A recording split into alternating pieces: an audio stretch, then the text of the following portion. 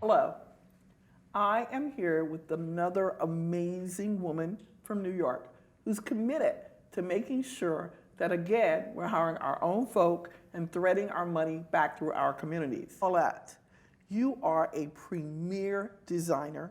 You were one of the first women to break through in the garment district, which is not an easy place to break through in. Yeah. Tell us, you have several businesses. What is it that you do, Paulette? Well, we have a bridal salon in New York City that I co-founded with business partner Elizabeth Selassie.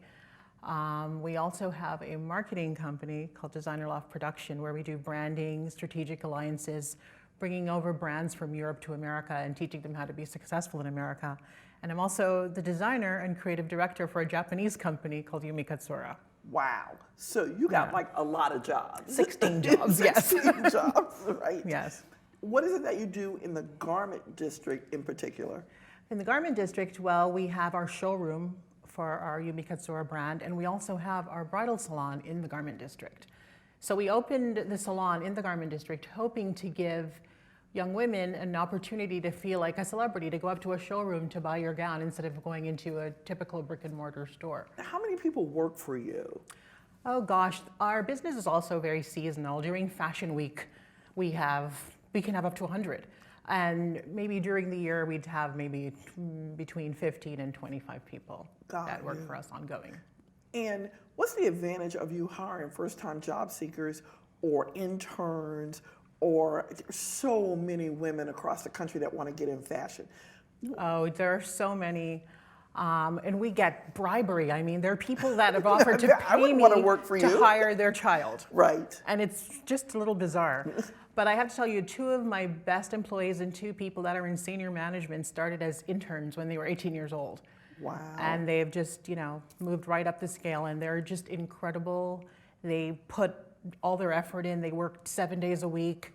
They went above and beyond every day, every time. And I would feel comfortable leaving them and being absolutely fine knowing that the business would run as though I were there. So you don't have any hesitation in hiring first-time job seekers if they have the right attitude and the right skill set? The right attitude is the most important thing. The right skill set, a lot of people have the right skill sets and not the right attitude. We find that to be pretty common. Got it. So you have to come in with this, desire. Passion is important, and a lot of people lack passion. Skill sets are nice, but when you're passionate about something, it just takes you over the top. Wow. So now, one of the things that I like about you is that you're in an industry that is hard for sometimes people of color to break into. And for a lot of our girls, just to see you and who you are is an inspiration. Do you mentor? Absolutely.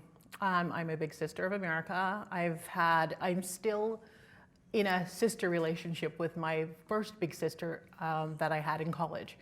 And she's now an amazing young woman. Yeah. So, and also I've, several friends, children, and people from the community that I've attached to. I've a friend that was in makeup that wanted to go into fashion, and now he's terrific.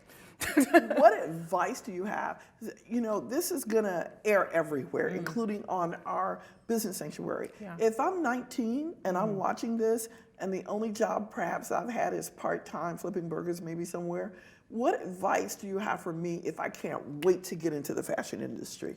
Well, education is really important, because I think if you're going to fashion or sports or one of those seemingly glamorous industries, a lot of people think that it's just luck and fortune. But you need to have an education, even if it's a fallback. My education is in political science, which has nothing to do with anything, but that was my passion. Political science? Yes. Wow. My second love after fashion is politics. Okay. So it has nothing to do with that. This is just where I was meant to be. So don't, if not now, when? If you're passionate about something, go and be that annoying person that emails and writes. And I had a girl that was emailing me and sending me cards and letters and pictures of herself from all over the world. And then one day, about a year and a half later, she showed up in our office. She goes, "Hi, I'm Erin." And I was just like, whoa, this is really scary. She's either stalking you or she really needs a job. Both. And she was moving back from Europe to America, and she liked what I did and wanted to work for me. And she ended up becoming one of my best employees and ended up becoming a senior vice president at LVMH. So I'm hearing for young people watching this persistent. Yeah. And the persistence is what I heard in our other women who are employing in the inner city is step up, network with me, ask me for the job. What can corporations do? I mean, Walmart is really committed to women in our community who hire first-time job seekers. Yeah. What can companies like Walmart do from a training community standpoint to help give you the employees you need? Gosh, I think programs like this and just exposure, this is incredible. And for everyone that sees this, that's a huge, incentive or a reminder to go for it. I mean, I think they're already doing what they need to do, especially a company like Walmart. Well, I think they'll be very happy to hear that. And they support a lot of training companies, a lot of training programs around the country. And people want to know, are we on track? They're very civic minded, and they know that women like you are hiring our folk in the community. What more do you think we as a community can do to make sure that we are prepping our kids, whether it's in Girls and Boys Club, Girl Scouts, or moms re-entering the workforce who've been out for a while? What more can we do? What do you see that there's a lack of when you're looking for employees? I think that there's too much emphasis placed on just the left brain side of hiring people. But I think we're missing the creative side sometimes. And that's where you find the people. The creative people are the passionate people.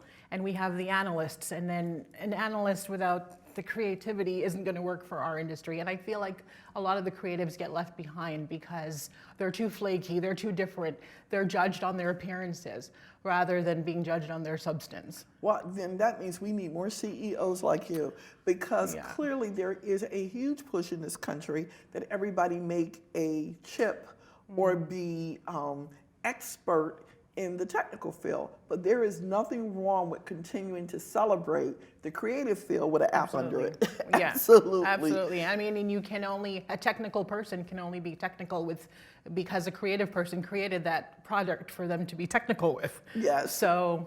Well, I think we need more CEOs like you. Yeah. We're so happy that you're in the garment industry. We're so happy that you're hiring your own folk and rethreading, but also that you have a global tent that says, you know what, I can bring global talent here and I can mix that with American skill set. Absolutely. Absolutely. Thank you so much. Thank you so much. And Walmart is very committed to making sure that they salute women like you in our community. Thank you. Thank you.